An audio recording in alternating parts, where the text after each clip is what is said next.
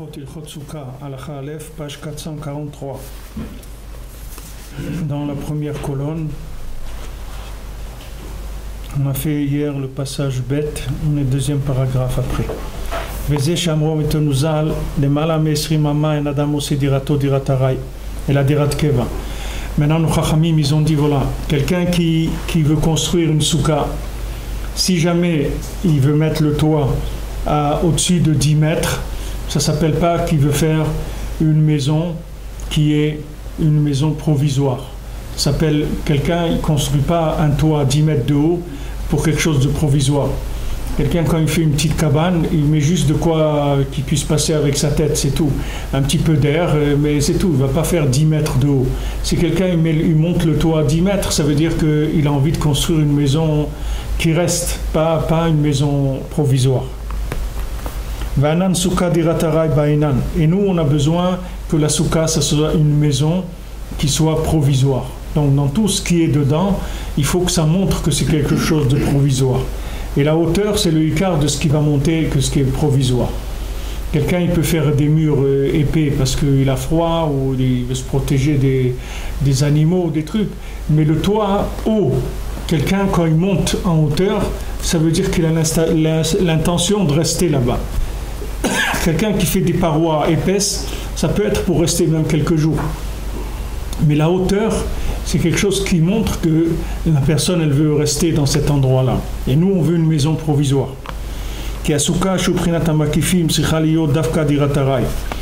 Parce que la souka, qui représente les makifim, c'est-à-dire qui représente les compréhensions qui sont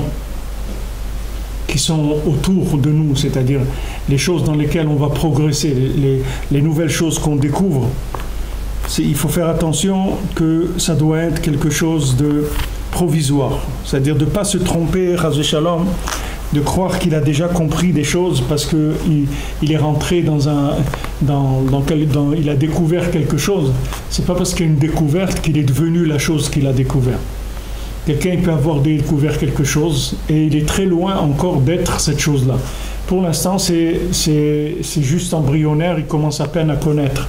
Donc il lui faut du temps. Qui gavoa mal gavoa shomer. Parce que il y a Hachem qui est en haut, au-dessus de tout ce qui est en haut, et qui garde. C'est-à-dire Dolaton Reker. C'est-à-dire il n'y a pas de la grandeur d'Hachem, on ne peut pas l'atteindre. C'est-à-dire que quand il dit Gvoa la Gvoa Shomer, c'est-à-dire qu'il faut savoir que dans la Torah, on ne laisse pas rentrer les gens, c'est pas n'importe qui peut rentrer dans des niveaux de Torah. C'est-à-dire que la Torah, elle est protégée. On peut apprendre la Torah, on peut apprendre le Chumash, on peut apprendre des choses, les prophètes, etc. On peut dire des psaumes. Mais quelqu'un qui veut rentrer dans des asagot elokut, c'est-à-dire quelqu'un qui veut rentrer dans des approches de la compréhension divine, il faut qu'il sache que c'est pas évident de rentrer là-dedans.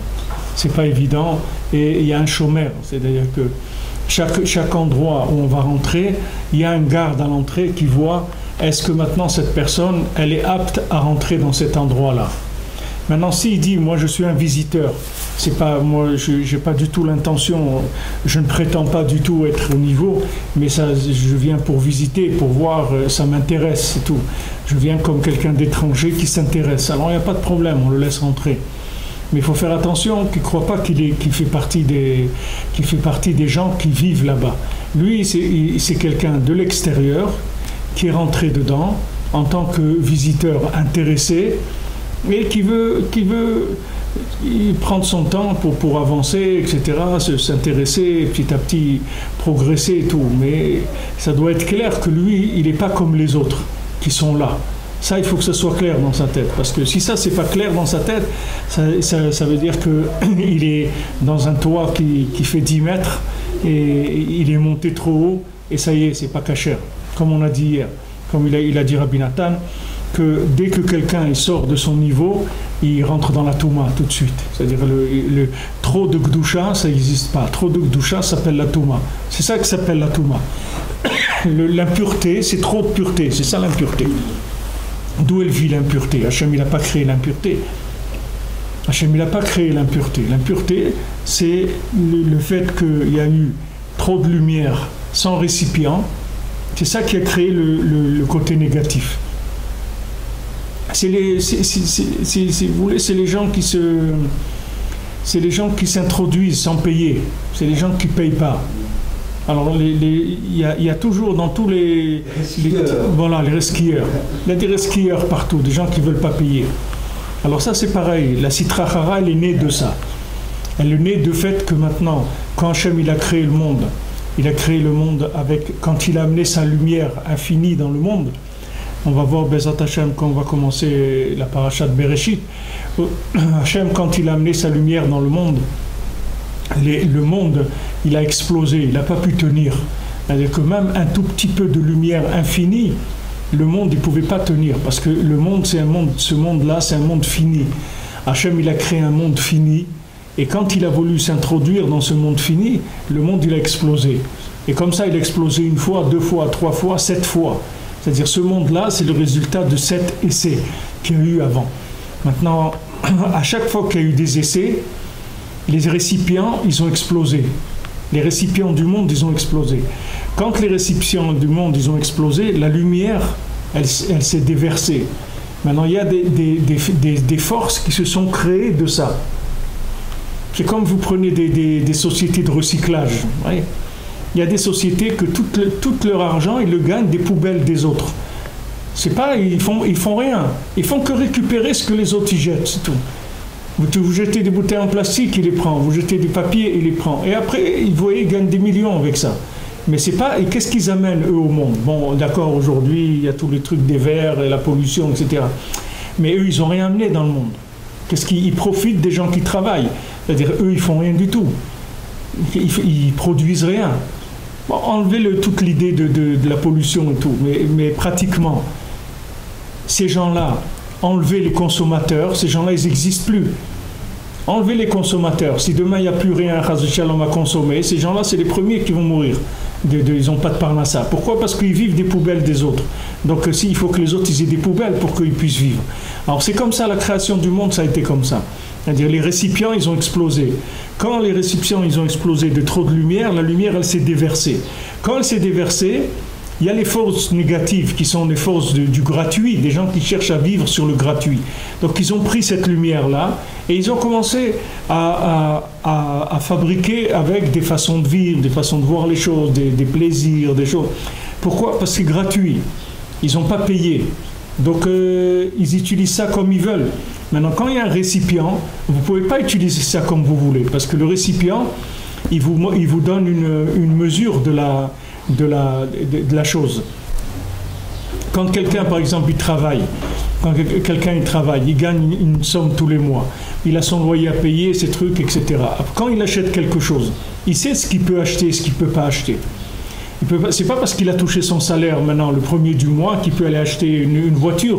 Il peut pas. Il a besoin de ça pour payer son loyer, l'électricité, le manger, etc. Mais quelqu'un qui reçoit tout gratuitement, c'est-à-dire quelqu'un qui a un fils à papa, comme ça on lui donne de l'argent, lui ce qu'il voit, il achète et tout, il n'a pas de problème, il n'a pas de... les choses, elles n'ont pas de valeur pour lui, c'est-à-dire c'est quelque chose qui vient automatiquement.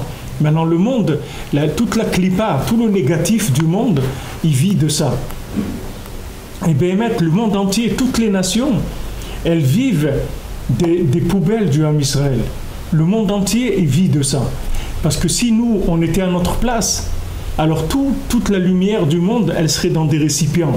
Et il n'y aurait aucun dépassement. Et les gens, ils seraient obligés de venir à la vérité pour pouvoir même se nourrir. Même avoir de la pluie, mais tout viendrait par, il y aurait une maîtrise de tout. Tout dans le monde serait à condition que la personne, elle respecte Hachem. Mais du fait que nous, on s'est éloigné d'Hachem, avec tout ce qu'on a passé dans les galoutes, etc., alors on est en situation nous-mêmes de dépassement de lumière permanente. C'est-à-dire qu'on n'a jamais assez de récipients pour contenir la lumière que Hachem nous envoie. Donc cette lumière qui se déverse, il y a d'autres qui viennent et qui la prennent. Regardez tous ces soi-disant pays qui sont autour de nous, qui veulent prendre la terre d'Israël, etc. Ces gens-là, quand nous, on n'était pas là, qu'est-ce que c'était? Eux aussi, ils n'étaient pas là. Vous comprenez? Eux aussi, avant, vous prenez avant que la montée des Bnei Israël en Eretz Israël, avant les Anglais, avant tout ça, il n'y avait personne ici. Tous ces gens-là, c'est des gens qui sont venus de Jordanie, etc. Il n'y a pas de peuple d'ici. C'est une invention, il n'y a jamais eu un peuple ici. Parce que pour qu'il y ait un peuple ici, il faut qu'il y ait le peuple juif d'abord. Si vous sortez le peuple juif d'ici, il n'y a rien. La terre, elle s'arrête complètement de fonctionner. Parce que cette terre, c'est la terre du Ham Israël. Donc elle s'ouvre, elle donne des fruits. Quand tu as l'Ham Israël, pour ça ils appellent la ligne verte. Parce que vous voyez, ce qui est vert, c'est du côté du Bnei Israël, et ce qui est désertique, c'est des autres. Mais quand le Ham Israël y vient, alors la terre, elle donne tous ses fruits. Parce que la lumière, elle rentre dans des récipients. Quand la lumière rentre dans les récipients, c'est ça qui donne toute la splendeur, toute la beauté, tout. C'est bien quand la lumière elle est dans un récipient. Quand la lumière elle n'est pas dans un récipient, ça alimente les forces négatives qui veulent utiliser ce monde comme ils l'entendent et comme la plupart des gens pour le plaisir ou pour ce qu'ils ont envie. Chacun ce qu'ils ont envie. Maintenant, eux, ici, ils ne se rendent pas compte, mais le fait que maintenant le Ham Israël il est là, et le fait qu'il a un niveau de vie, de consommation, etc., ça a influencé les gens qui vivent ici et les nations autour et tout, que de eux-mêmes, ils ont des dizaines de milliers de gens qui partent pour habiter en Suède, en Allemagne, en tout. Ils ne veulent plus rester ici parce qu'ils ont goûté à la consommation grâce au Ham Israël. C'est-à-dire qu'eux croient que le développement du Ham Israël, c'est quelque chose qui peut être négatif pour eux. Mais les Maasé, ça les a fait monter dans un niveau de vie et eux-mêmes, ils vont chercher la consommation ailleurs. Qu'est-ce qu'ils vont rester dans la bande de Gaza et tous les gens être complètement asphyxiés? Ils n'ont pas de travail, ils n'ont pas de quoi manger, ils doivent donner leur argent à des gens qui les raquettent, etc. Alors les gens, ils essaient de se sauver. Il y a des passeurs clandestins, ça coûte 2-3 000 $, je crois, par personne. Et il y a des passeurs qui les font sortir. Ils les amènent en Europe, etc. Ils organisent. Ils ont tout un truc d'organisation pour faire sortir les gens, parce qu'ils n'arrivent pas. Maintenant, tous ces modes de vie, c'est-à-dire tous ces modes de vie tronqués, c'est-à-dire tous les modes de vie qui ne sont pas en rapport avec la volonté d'Hachem. Comment ça a été possible? Ça a été possible parce qu'il y a eu un surplus de lumière qui n'est pas rentré dans des récipients.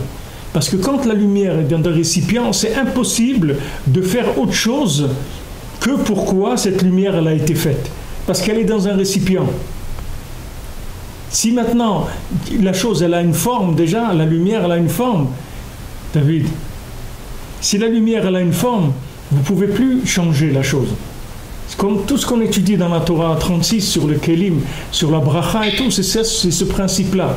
C'est-à-dire que maintenant, on a dit que la lumière, la personne avec ses récipients, elle transforme la lumière en bénédiction ou en malédiction. Ça veut dire que maintenant, les gens, quand ils consomment de la lumière, sans récipient, c'est ça même qui fait qu'ils s'éloignent de la vérité. Parce qu'ils ont une approche des choses qui est fausse, puisqu'ils ont une lumière sans le récipient. C'est-à-dire, c'est comme si vous prenez un outil, par exemple. Vous prenez un outil, vous prenez une scie électrique, quelque chose comme ça. Maintenant, si vous prenez la matière première avec quoi on a fait cette scie électrique, vous ne pouvez pas arriver à faire la scie électrique. Parce qu'il faut une méthode pour arriver à ça. Vous ne pouvez pas, du plastique, on vous donne du plastique, du métal, allez-y, faites une scie électrique ou faites une perceuse, enfin, vous ne pouvez pas faire. Parce qu'il faut savoir comment ça devient ça. C'est-à-dire comment le plastique et le métal, il peut devenir un outil. C'est une méthode, ça. Alors ça, c'est la méthode du monde. C'est-à-dire quand vous avez la lumière dans un récipient, la vérité, elle est évidente. C'est évident, parce que la chose, elle est à sa place. Donc ça y est, la chose elle-même, elle vous renseigne sur ce qu'elle est, parce qu'elle est à sa place. Maintenant, si la chose, vous la décalez, c'est-à-dire que si la lumière, elle n'est pas dans le récipient, vous trouvez de la lumière libre, alors cette lumière, elle va vous amener là où vous avez envie, vous, d'aller. C'est-à-dire, elle va prendre la forme de ce que vous voulez. C'est pour ça que les 70 nations, ils sont comme ça, ils font la fête dans le monde, ils font ce qu'ils ont envie de faire. Parce qu'ils utilisent de la lumière gratuite. Ils ne payent pas. Nous, on paye notre vie. Nous, on paye. Tous les jours, on fait notre prière, on fait le schéma, on met les tefilines, on fait ce que Hachem il nous a dit de faire. Donc nous, on paye, ça veut dire on fait un récipient pour la vie. Donc notre vie, elle est bien, parce qu'on a un récipient, on a une vie dans un récipient. Mais quelqu'un qui a une vie, qui n'est pas dans un récipient, voilà, il fait ce qu'il veut. Et comment vous voulez qu'il sache ce qu'il faut faire? Il ne peut pas trouver son chemin. Il ne peut pas parce qu'il n'a pas, pas de connexion entre la lumière et le récipient. Donc il n'y a aucune évidence dans la vie. Vous lui dites, voilà, la famille c'est une valeur, etc. Les gens, ils n'ont pas envie aujourd'hui de créer des familles, etc. Ça ne les intéresse pas. Pourquoi? Parce qu'il n'y a plus de récipient. Avant, il y avait un peu de récipient. Les valeurs familiales, c'était quelque chose d'évident pour les gens. Alors que le principe de fonder un foyer, c'est quelque chose d'évident pour un être humain sur Terre. C'est une des premières mitzvot de la Torah. Pour vous, c'est de se marier, d'avoir des enfants. Ça fait partie de la base du monde. C'est un instinct. C'est même pas au niveau d'une philosophie. C'est instinctif. L'homme, il a envie de donner. L'homme, il a envie de procréer. Il a envie de se marier, de procréer. C'est dans l'instinct du nefesh de l'homme. Mais quand maintenant la lumière elle est utilisée sans récipient du tout, donc elle n'a plus de repères. Elle n'a plus de repères. Elle enlève tous les repères. Les gens, ils enlèvent tous les repères, tous les repères. Il n'y a plus de famille, il n'y a plus de trucs, des hommes ils se marient entre eux, des femmes entre elles, n'importe quoi, parce qu'il n'y a plus de repères. Il n'y a plus de rapport entre la vie, c'est-à-dire l'énergie de la vie, et ce que ça doit être la vie, avec le récipient de la vie. Il faut les deux pour que ça marche. Si vous n'avez pas le récipient, la vie toute seule, sans le récipient, ça ne vaut rien du tout.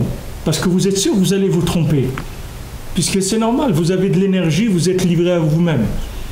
Et d'où vous allez savoir ce qu'il faut faire avec? Vous ne savez pas. Donnez à un enfant un billet, un gros billet de banque. Il peut le changer à quelqu'un contre une pièce parce qu'il pense que la pièce est plus jolie, un dessin gravé, alors que sur le billet c'est du papier, etc. Il ne sait pas. Il ne sait pas du tout ce que c'est. Il faut un récipient pour pouvoir connaître les choses. Vous dites quand il y a la lumière et le récipient, alors il y a l'évidence. Quand il y a la vie et qu'on fait les mitzvot comme la forme, il devrait y avoir l'évidence. Et pourtant on voit que bien qu'on sait ce que fondamentalement on fait une famille, on fait des mitzvot. Des fois c'est difficile. C'est difficil, pourquoi? Parce que c'est-à-dire que pourquoi maintenant quelqu'un qui fait Torah ou mitzvot c'est difficile pour lui? C'est parce qu'il n'est pas encore au niveau d'avoir les récipients qu'il faut pour pouvoir voir. Il est rentré avec de la émouna, mais il ne vit pas encore cette chose-là. C'est ce qu'il te dit ici. C'est-à-dire pourquoi il te dit il faut que tu fasses attention, ne crois pas que c'est à toi. Pourquoi ne crois pas que c'est à toi? Ne crois pas que c'est une maison fixe encore. Pour toi, c'est une maison provisoire. Parce que tu es dedans provisoirement. La preuve, c'est que tu n'es pas joyeux dedans. Tu ne vis pas ça de façon parfaite. Tu comprends? Si tu visais ça de façon parfaite, ça veut dire que la lumière est dans le récipient. Maintenant, tu as eu un chesed, qu'Hachem il t'a envoyé une convocation divine avec laquelle tu n'as aucun rapport. Il t'a changé d'un aiguillage auquel tu n'as aucun rapport. C'est comme si quelqu'un vient te parler dans ton GPS. Tu comprends? Il utilise la même voie que le GPS et tout. Et tu dis, voilà, prenez la troisième à droite, après la deuxième, et truc, et il t'amène quelque part. Maintenant, ton GPS, jamais il t'aurait amené là-bas. Mais lui, il vient, te parle dans le GPS même, il te détourne, il t'amène là où il veut t'amener. Maintenant, quand tu commences à faire, tu vois que c'est beau, tu vois que c'est extraordinaire, tu veux parce que ça te plaît, ça réveille ton âme, ça te réveille l'intérieur. Donc tu veux, mais c'est pas parce que tu veux que tu es. Alors il te dit, c'est provisoire pour toi.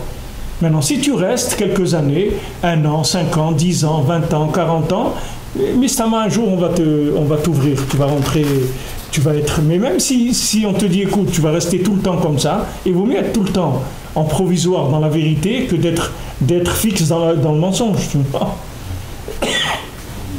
C'est pas chou. Les gens ils te disent ouais mais je vais en Israël, qu'est-ce que je vais faire en Israël? C'est difficile la parnassa, c'est difficile.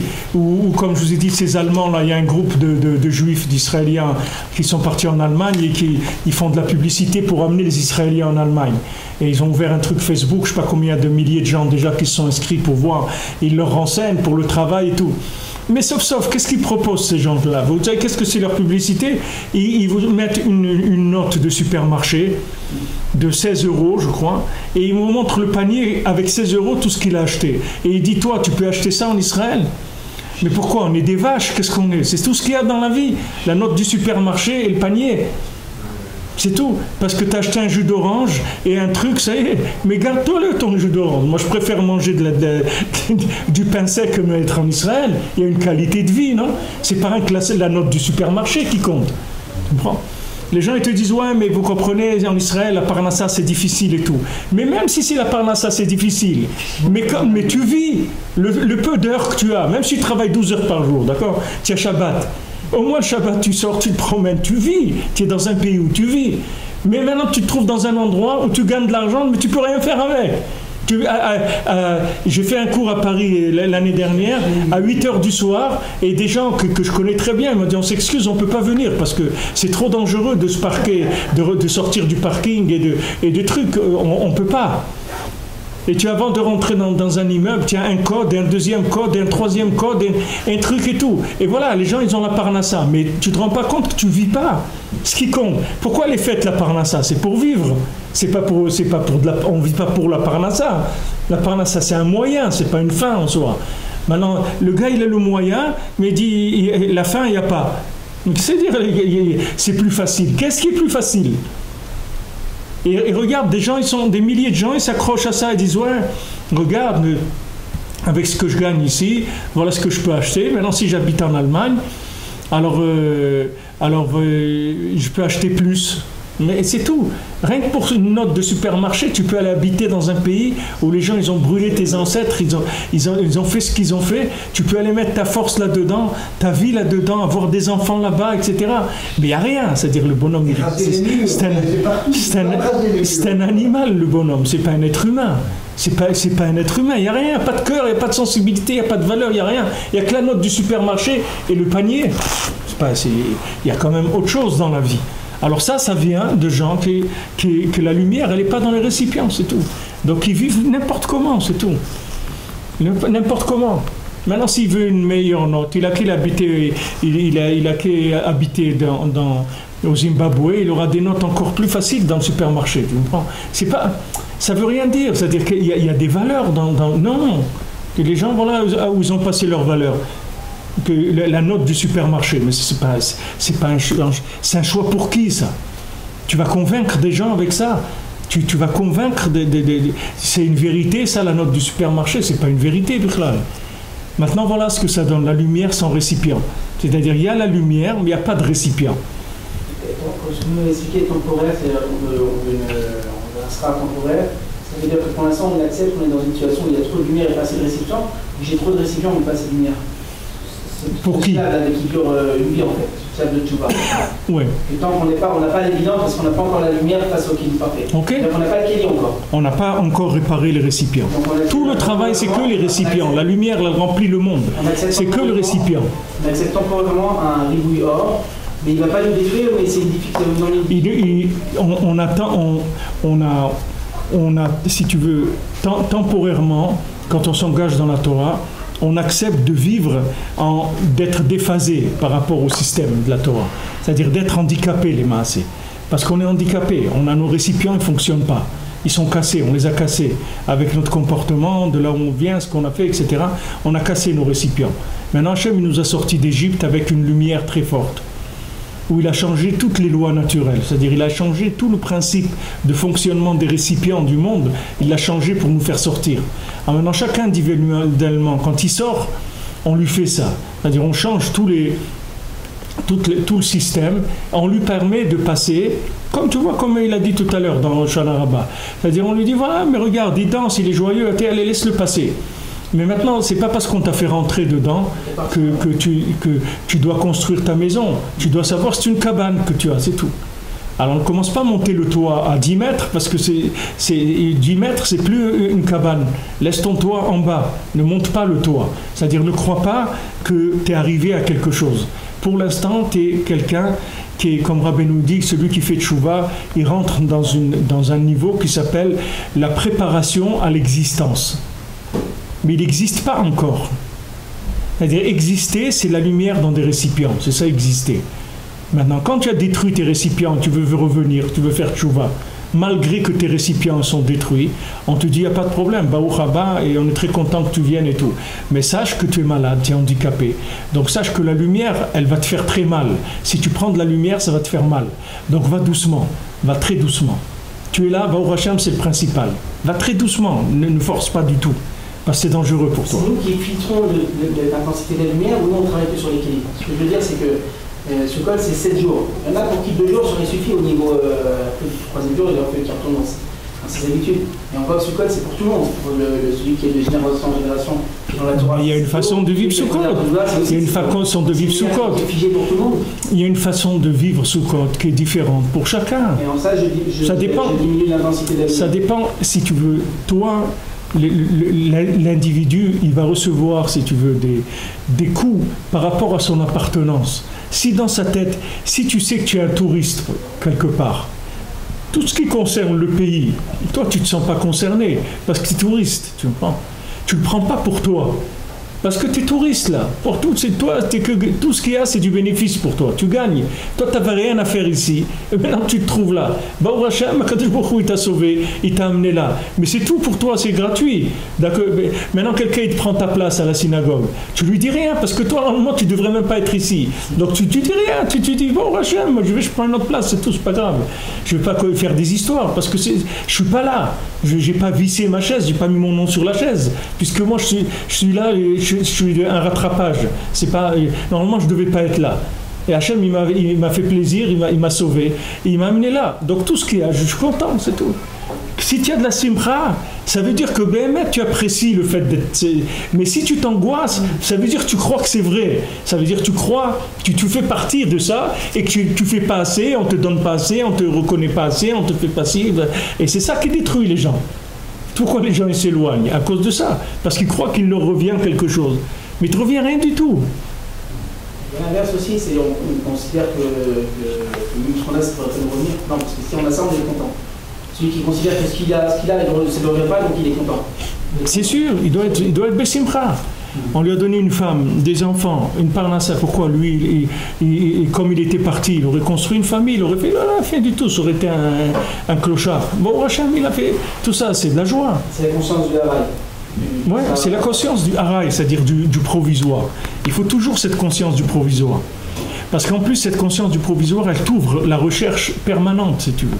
C'est-à-dire que tu n'es jamais en manque, parce que tu ne te fais pas attraper par le système, parce que tu ne fais pas partie du système. Tu comprends? Donc tu peux avancer aussi beaucoup. Tu comprends? Tu n'as pas tous les inconvénients. Tu n'as pas tous les inconvénients du bonhomme installé.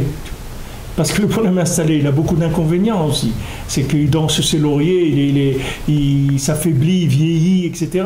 Mais celui qui c'est gratuit, il ne vieillit pas, parce que tous les jours, il ne sait pas s'il va pouvoir, et si on va lui donner encore un visa pour un jour ou pas, tu comprends? Tu prends ces gens-là, comme ce monsieur-là qui se trouve en URSS, qui a fait donner des renseignements sur les USA. Alors, ils lui ont donné un permis de vivre en URSS pour je ne sais pas combien de temps. 6 mois, 1 an. Mais ce bonhomme-là, chaque jour de sa vie, l'apprécie parce qu'il sait pas ce qu'il va y avoir dans 6 mois pour lui. Mais dans 1 an, est-ce que la Russie, elle va continuer? Elle ne va pas continuer. Et il ne sait pas. Ils peuvent le renvoyer en Amérique aussi. Il apprécie aussi une source de stress. Moi, je vis ça comme un stress. Moi, je vivrais ça comme un stress de ne pas savoir ce qu'il va y avoir dans 2 jours.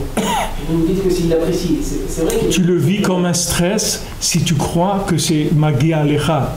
C'est-à-dire que toi, normalement, ça te revient. Ça te revient de vivre, d'être dans un pays installé comme tout le monde, de ne pas avoir de soucis, d'être gêné par les autorités, etc. Mais si maintenant tu sais que ça ne te revient pas, mais tout ce qu'on te donne, tu es content. Tu n'exiges pas. Tu n'as pas d'exigence, tu comprends? Ça, c'est le problème des récipients. Et tout le travail, il est sur les récipients. C'est-à-dire, une fois que tu as réparé tes récipients, après, c'est fini. Après, tu vas voir exactement chaque chose où elle est. Où elle est, parce que la chose, elle a sa grâce, elle parle d'elle-même. Avant la faute d'Adam Arishon, avant que la faute du premier homme, l'arbre, il avait le goût du fruit. C'est-à-dire tu prenais un morceau de l'arbre, tu le mangeais, ça avait le même goût que le fruit. Un pommier, tu pouvais goûter le tronc du pommier, et c'était comme la pomme, c'est comme le fruit.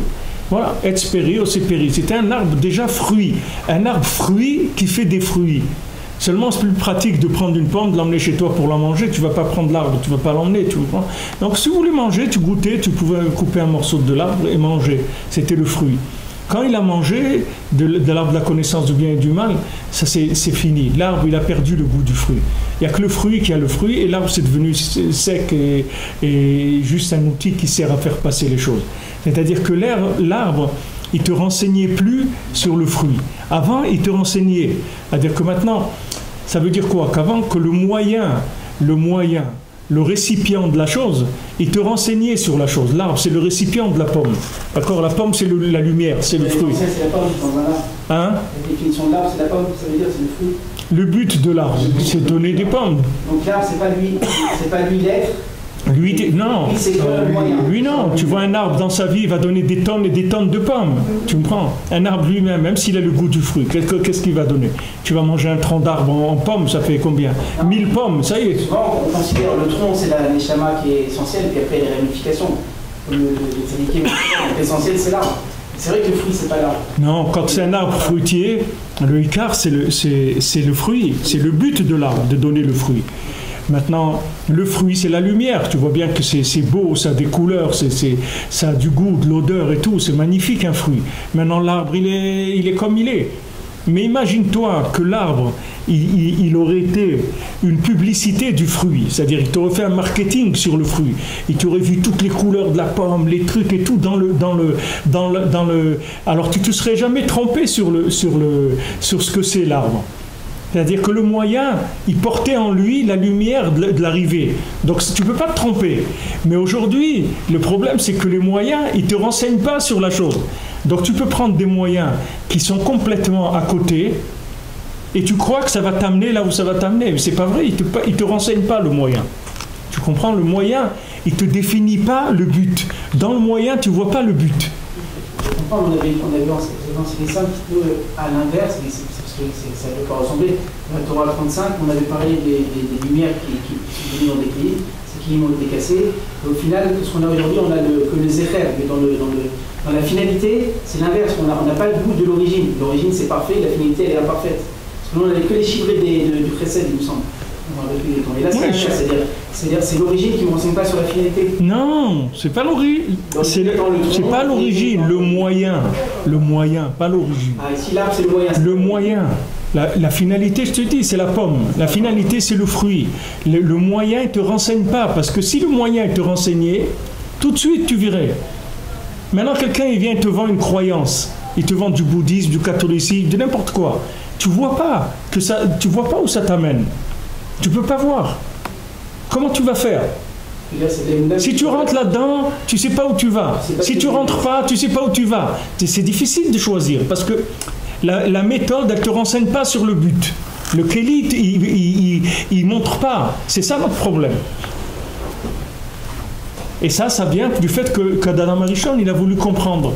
Quand il a voulu comprendre, alors qu'avant, il était branché sur l'arbre de vie, c'est-à-dire lui, il ne comprenait que ce qu'il vivait. Ce qu'il ne vivait pas, il ne comprenait pas. Donc maintenant, il a voulu comprendre sans vivre les choses. Il a voulu travailler avec le cerveau. Donc le cerveau lui a communiqué des informations qui n'ont rien à voir avec la réalité. Il lui dit, voilà, analyse, truc, ça c'est bien, ça c'est comme ci, ça c'est comme ça, etc. Ça veut dire c'est bien. Ça veut dire quoi c'est bien? Bien c'est vivre, c'est ça bien. Pourquoi Hachem il doit nous dire tu choisiras la vie? Pourquoi on est des fous qu'on va choisir la mort? Non, un Ben Adam normal, il choisit la vie, c'est normal. Non, Hachem il te dit tu choisiras la vie parce qu'il te dit va te renseigner, demande aux gens qu'est-ce que c'est la vie. Parce que tu ne sais pas ce que c'est. Tu comprends? Tu ne sais pas ce que c'est. Quand tu es jeune, tu as tout qui est ouvert devant toi, tu crois, la vie c'est ça, ouais, je vais aller là, je vais aller dans les îles, je vais faire des trucs là-bas, je vais faire plein de choses. Au fur et à mesure que tu avances, tu vois que le récipient, il va commencer à limiter les possibilités, tu comprends? Et ton récipient, déjà ton corps, il va commencer à te limiter. À 60 ans, tu ne vas pas te lancer dans des aventures, tu ne vas pas aller aux îles Caraïbes pour commencer à faire une affaire. Tu vas chercher un endroit que tu connais déjà, où tu peux t'installer facilement, etc. Parce que ton corps, déjà, il n'a plus la force des aventures. Mais le problème d'Adam Arishon, c'est qu'il a donné une existence, si tu veux, une possibilité de l'existence de la théorie. C'est ça le problème. Avant Adam Arishon, la théorie, ça n'existait pas. La théorie du feu, ça n'existait pas. Il y avait le feu, c'est tout. Mais il n'y avait pas la théorie du feu. Aujourd'hui, quelqu'un, il peut te faire une théorie sur le feu. Il peut t'expliquer exactement ce que c'est le feu. Il te peut dire, voilà, le feu, c'est fait avec ça, et les couleurs qu'il y a dedans, et voilà, et sa capacité de brûler, tout ce que tu veux. Mais tant que tu n'auras pas mis ton doigt dans le feu, tu ne sauras jamais qu'est-ce que c'est du feu.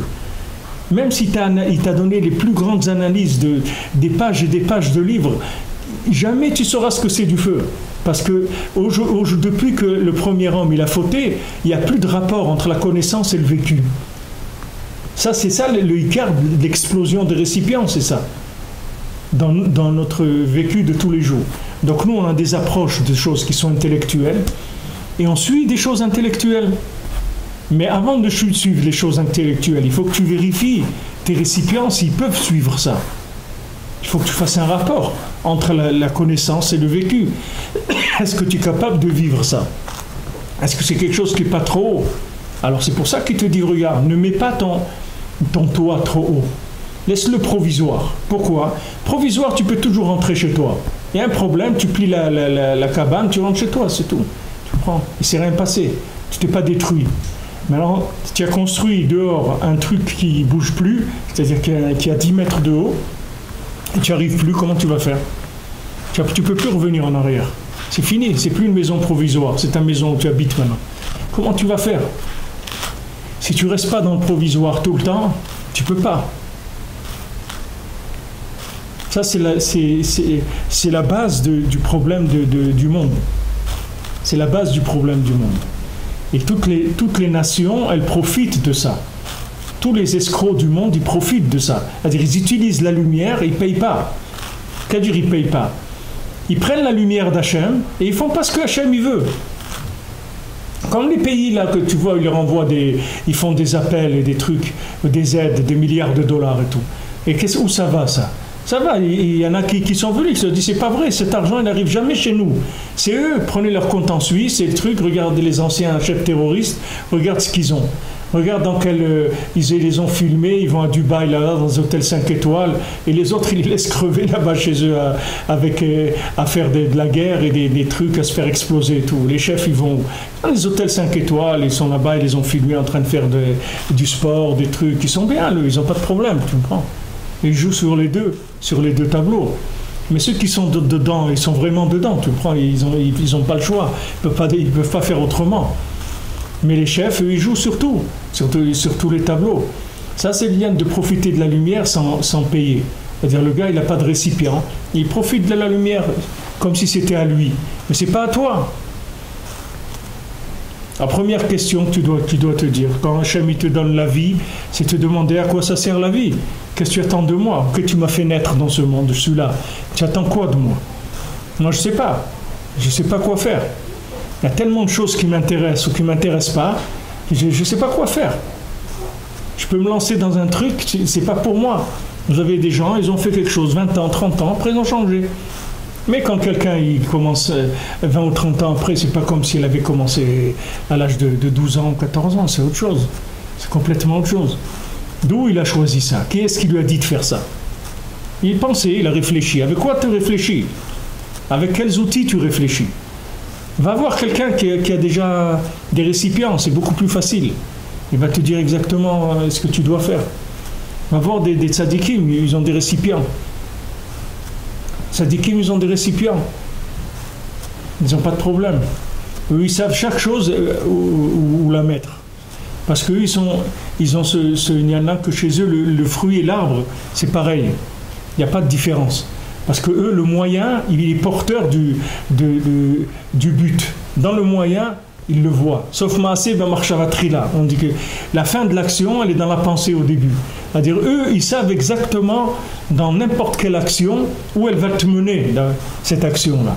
Ezu Chacham, Aro et Anolad. Qui c'est un Chacham? C'est quelqu'un qui voit ce qui va naître de ce que tu vas faire.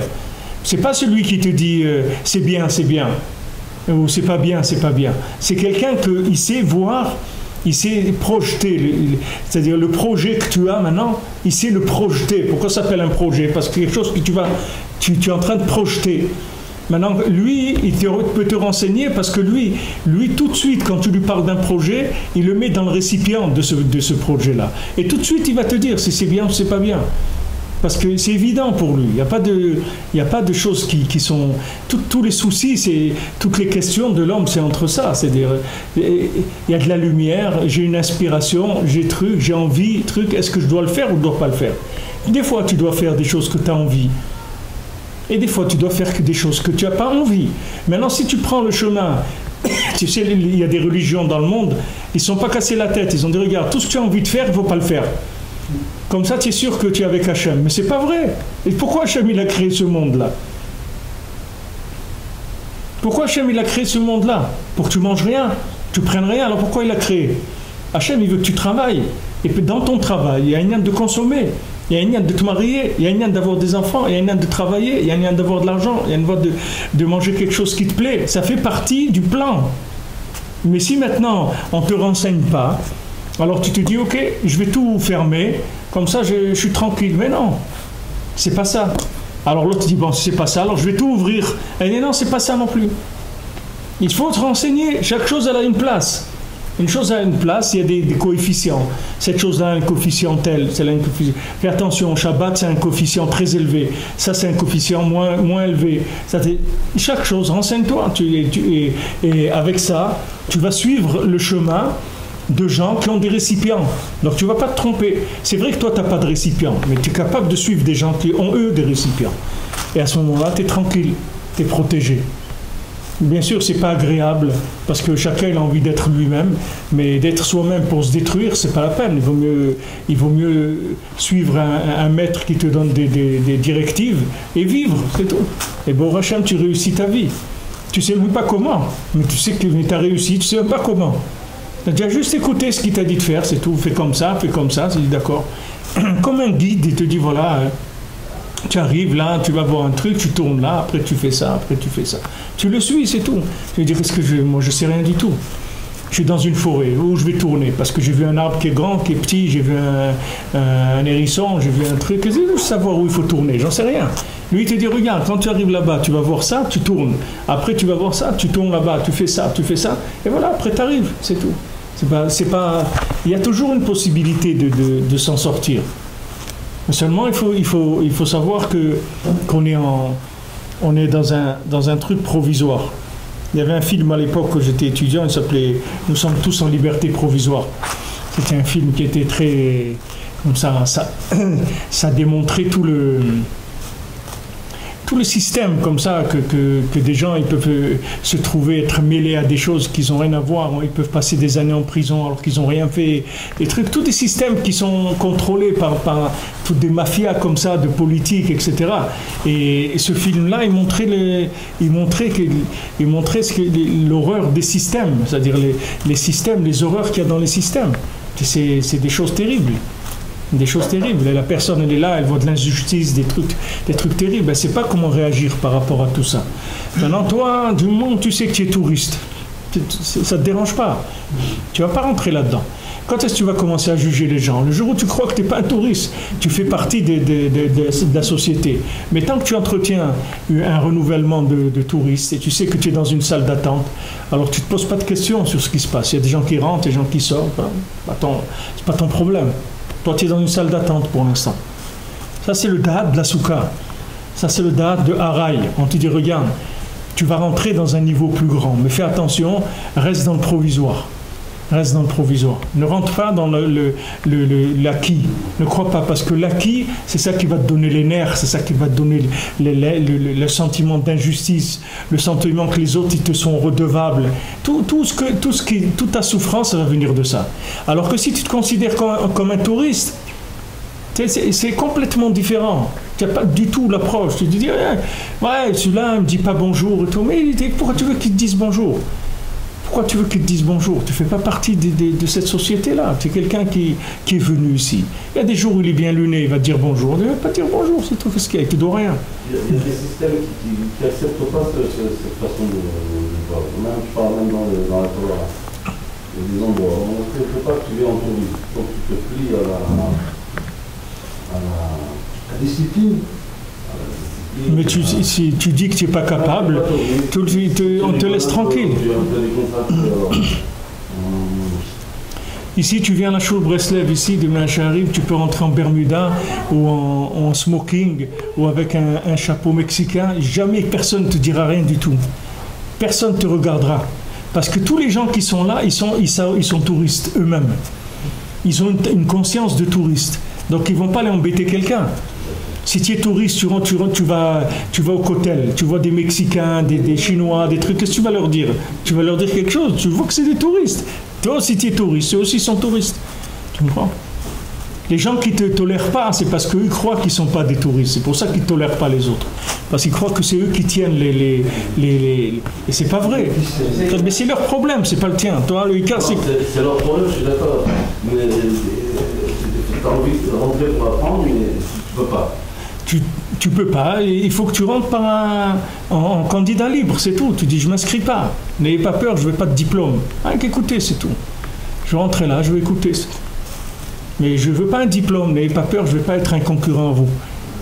Je suis là, c'est tout. Si tu as une étude de touriste, personne ne peut te renvoyer. Tu comprends? Parce qu'un touriste, il est provisoire. Provisoire, on supporte toujours quelqu'un. Tu invites quelqu'un chez toi à la maison, il a des gosses, des monstres, il casse des trucs et tout. Mais ils sont là pour un repas, il n'y a pas de problème, ils vont partir après. Mais si tu dis, je suis venu habiter chez toi pour un an ou deux, tu sais, mon ami, je m'en vais pas, je peux pas. Je peux pas. C'est le lien de l'assimilation aussi. Hein? C'est le lien de l'assimilation. Quand un juif est chez lui, il reste avec ses amis, ses machins, souvent, mais c'est vrai que ça se passe bien quand il commence à vouloir les imiter. Bien sûr, bien sûr. C'est vrai, l'assimilation, c'est ça, l'assimilation. Si tu ne respectes pas en tant que tu es toi, et tu veux détruire les têtes comme nous, alors là, on va te jeter. Ouais. Tu veux t'assimiler.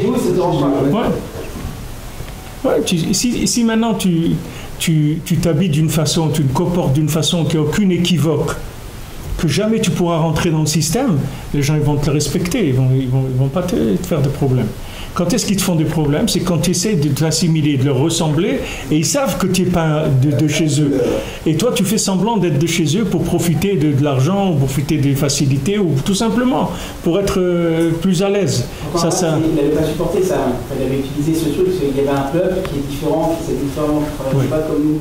Il a utilisé l'inverse pour chauffer. Ça, c'est de son côté à lui, c'est-à-dire l'intolérance à lui.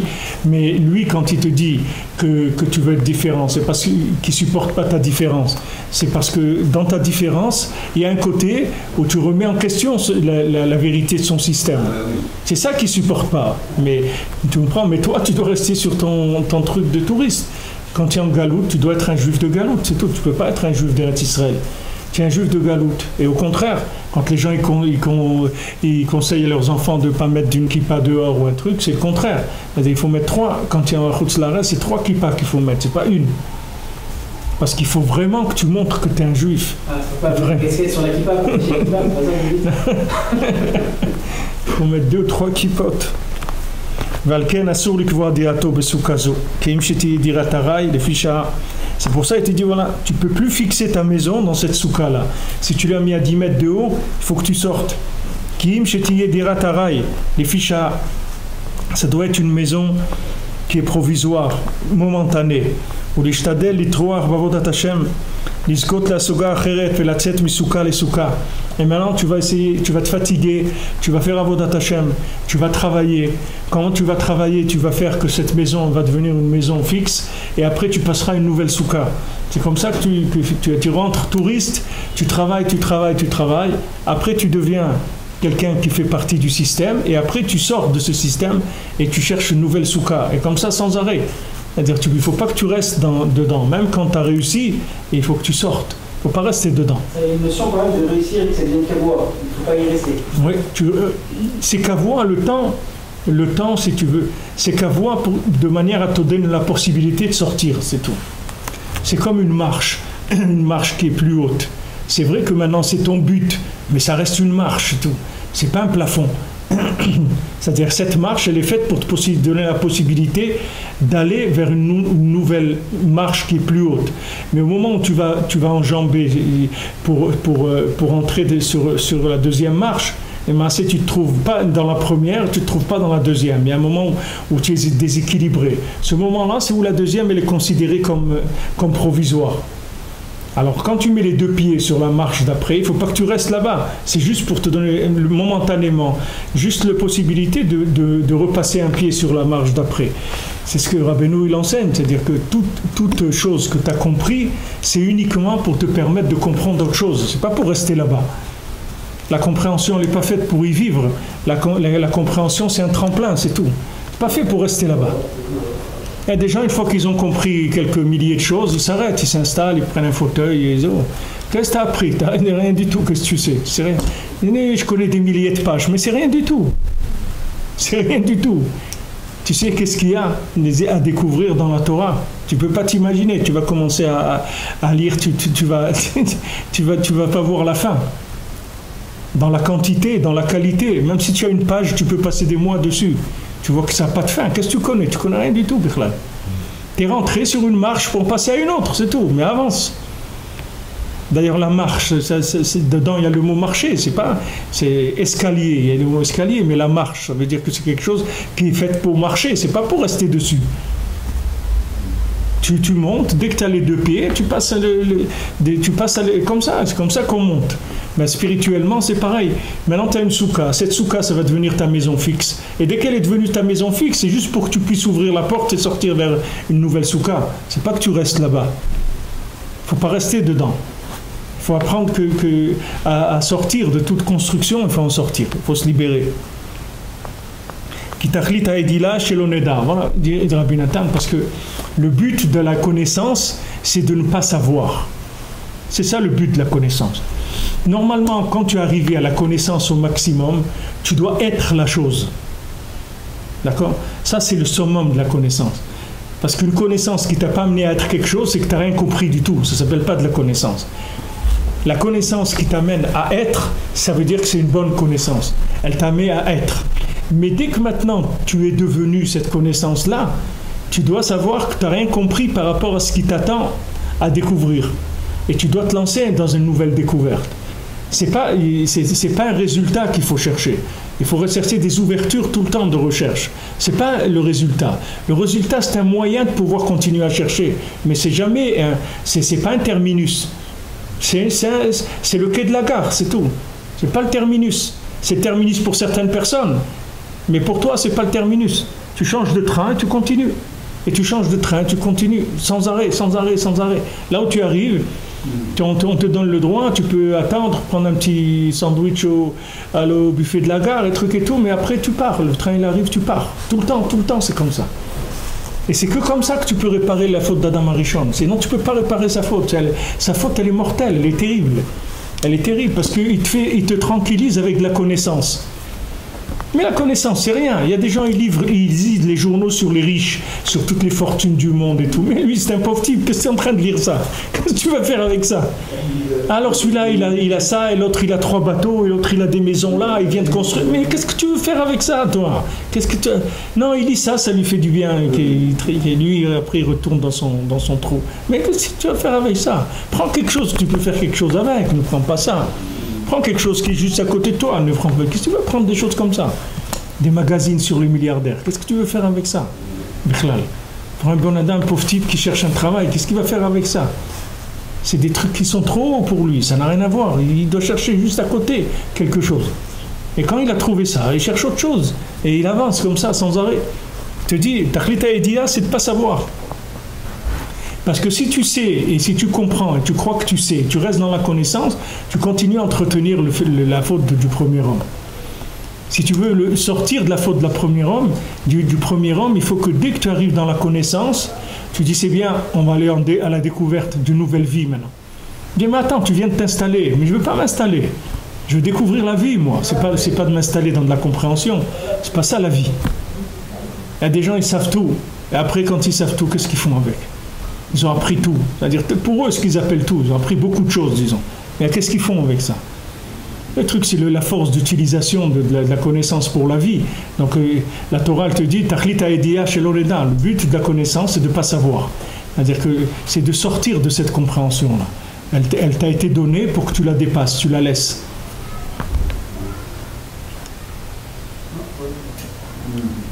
Tu es d'accord ou pas? Oui, d'accord.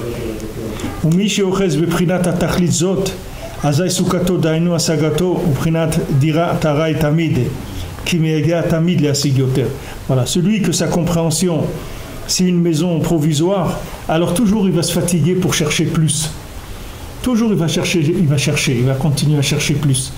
Mais c'est chercher plus sans destruction de récipient. Pourquoi? Parce que lui, il cherche d'abord dans une maison provisoire.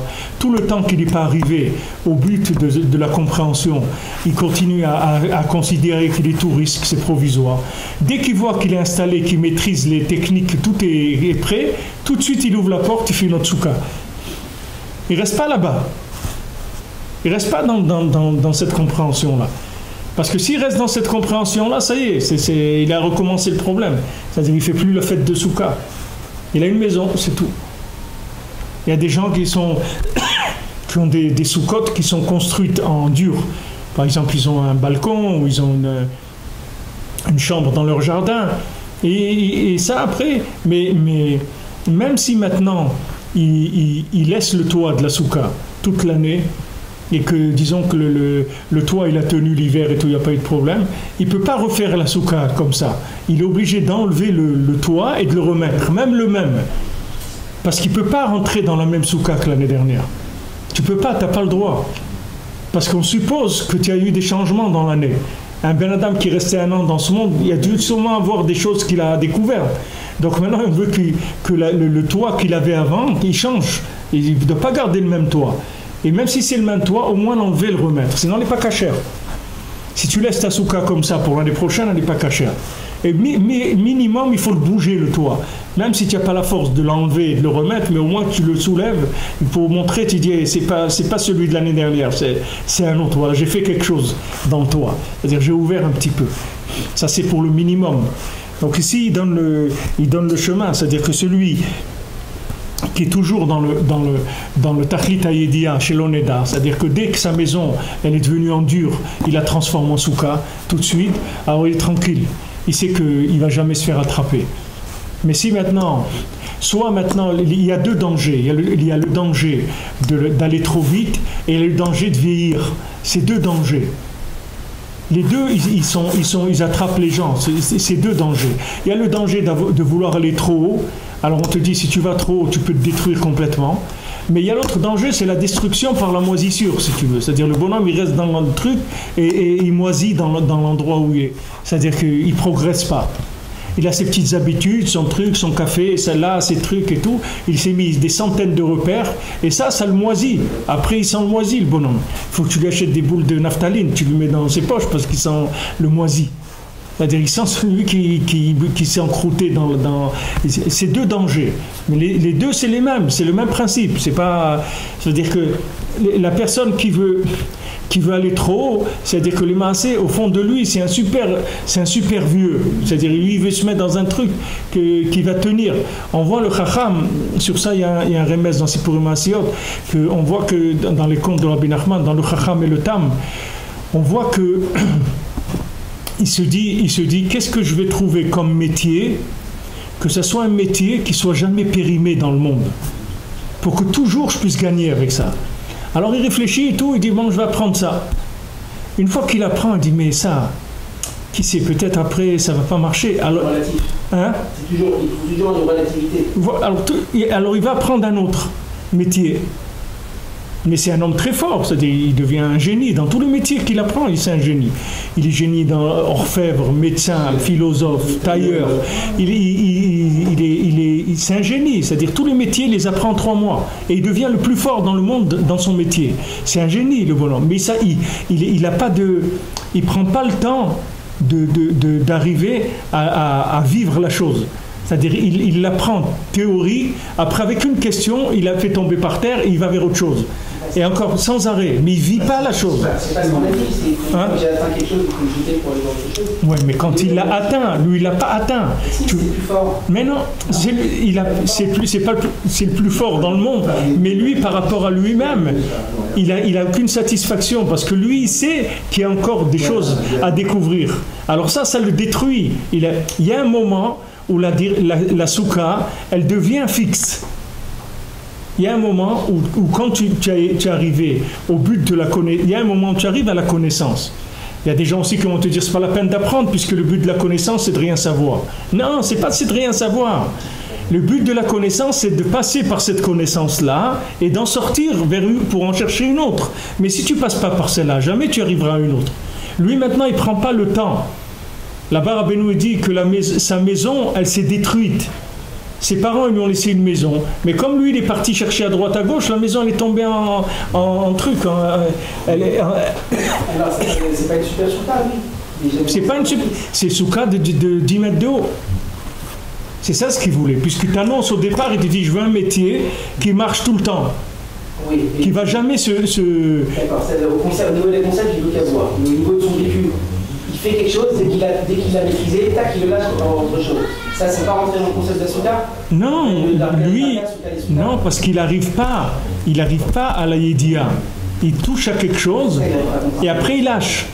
Mais tu vois bien, dans tous les jours, il y a des gens comme ça. Il y a des gens qui touchent à tout comme ça. Ils apprennent quelque chose, hein, ils font un travail 2 mois, 3 mois, ils lâchent, ils font un autre. Il y a un truc, ils font un autre. Et ils n'ont jamais de métier. Alors tu restes dans un endroit, tu arrives, tu as un métier, une fois que tu es bien, tu dis à ton patron, salut, je vais essayer maintenant d'ouvrir mon affaire, et truc, tu avances, c'est tout. Tu restes pas lâcher trop vite.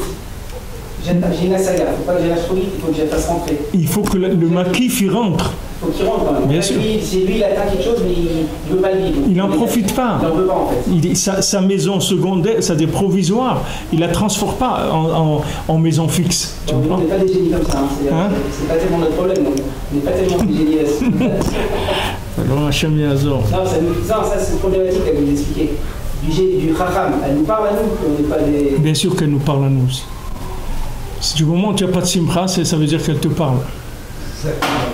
Si tu n'as pas de simcha, ça veut dire que tu n'as pas pris conscience de la valeur de ce que tu as aujourd'hui. Tu t'es lancé dans autre chose avant d'accuser réception de ce qu'Hachem t'a donné. Il a télé quelque chose, il n'a pas pris conscience de cette valeur. Donc il n'a pas de simcha et d'accord, ça n'avait pas de valeur. Et tu vois son attitude, il est toujours triste. Oui. Parce qu'il n'arrive pas à tirer profit de la chose. C'est-à-dire qu'il a poussé la méthode à l'extrême qui est devenue négative. C'est-à-dire la méthode c'est quoi? C'est prends un nouveau concept, intègre-le, mais sache t'en débarrasser. Ne pas dans le piège de ne pas t'en débarrasser. Lui, qu'est-ce qu'il faisait? Dès qu'il attrapait quelque chose, il ne rentrait pas chez lui, il s'en débarrassait tout de suite. C'est comme si tu prends un laboratoire de recherche. Le laboratoire de recherche, il cherche, il découvre quelque chose. Maintenant, qu'une fois qu'il a découvert la chose, il faut trouver des applications. Avant de continuer à chercher autre chose, il faut trouver des applications. Si on ne trouve pas d'application, il n'a rien fait. Quelqu'un savant qui fait des découvertes qui n'ont pas d'application, il n'a rien découvert. Pourtant, il a découvert, il a travaillé, il a trouvé des trucs, mais qu'est-ce qu'on fait avec ça? Il n'est pas arrivé à amener d'application, pour l'instant, il n'a pas rien découvert. Maintenant, dès qu'il arrive à trouver des applications et tout, il passe à autre chose. Mais il faut passer par l'application, sinon il n'y a rien. Et l'application, si tu veux, le fait que tu es arrivé à un résultat véritable, c'est que tu sois joyeux. Parce que la joie, c'est le contact. C'est le contact entre la théorie et le vécu. C'est ça qui donne la joie. La joie, c'est quand le projet s'est matérialisé. Alors ça donne la joie. Alors tu prends le temps d'être joyeux et après tu passes à autre chose. La joie t'ouvre l'esprit, etc. et tu vas passer à un autre niveau.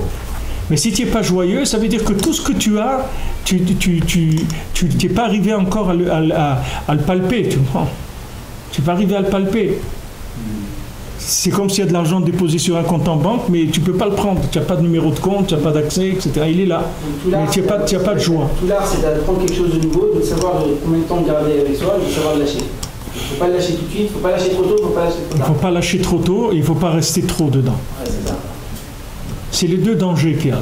Et les deux, ils apparaissent dans la soukha. Et la soukha elle-même, c'est une solution, ces deux choses-là. La mitzvah de soukha elle-même, c'est une solution. Zakouba.